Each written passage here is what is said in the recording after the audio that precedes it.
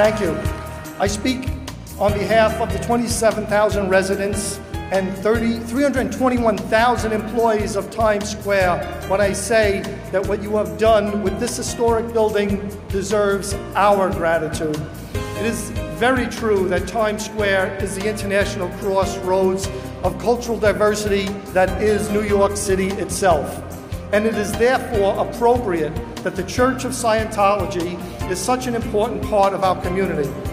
Because while the building itself is magnificent, and while I could go on endlessly about the care you took as I watched your progress month by month, the real point is not the material lift to West 46th Street, rather it is what you do inside these walls. As your founder, Mr. L. Ron Hubbard so rightly put it, individuals and not masses form the culture of a race. And to my mind, nothing bears that statement out more than Times Square. For here's where dreams of people, when realized, uplift the whole of our culture.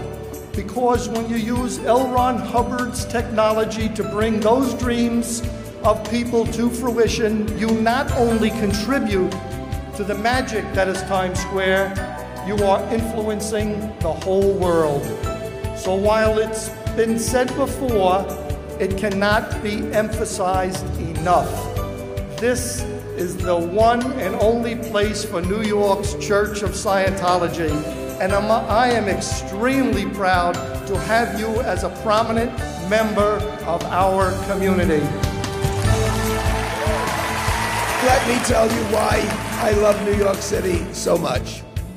Because it's a city where people have known racism, known anti-Semitism, known prejudice and bigotry, but they've come here because we have a tolerance and understanding that none of us could possibly achieve our goals unless we work together in a common cause. To fight crime and addiction, you have to have an understanding, you have to have a love, you have to reach out to our young people. But the true people that stand up for what they believe in make it possible for other people to have the courage to believe in. The Church of Scientology has known what religious prejudice is, and you've stood up and you've fought it, and you're growing and being respected not only in the United States but throughout the world for sticking by your beliefs. We welcome you not only in New York, not only in Times Square, but may your word spread throughout the world so that when someone would ask, what were you doing during this time of international crisis? When your children and your grandchildren ask, what were you doing? You will be able to say that you kept the faith and you fought the fight for freedom and democracy. May God bless all of you. I did not have the privilege of knowing your remarkable creative founder, L. Ron Hubbard. But I have come to know him, as they say, it is through your works that you should be known.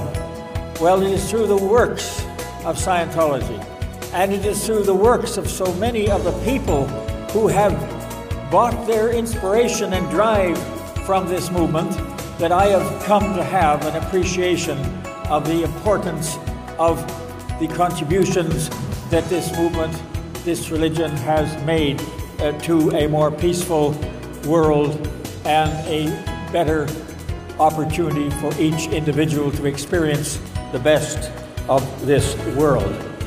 If I've learned anything in all my years in the global arena, it is that world governments do not possess all the tools to bring resolution to the problems that beset humankind.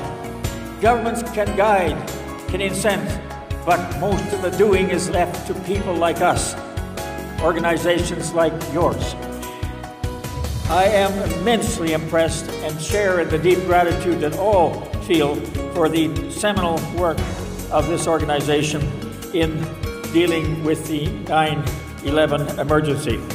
And the techniques and the mobilization and the commitment you have to helping others to deal with personal crises and national emergencies throughout the world. Indeed, we will be doing our part to give effect to Mr. Hubbard's call to help build a world without insanity, criminality, and war, where honest people have rights and man is free to rise to greater heights.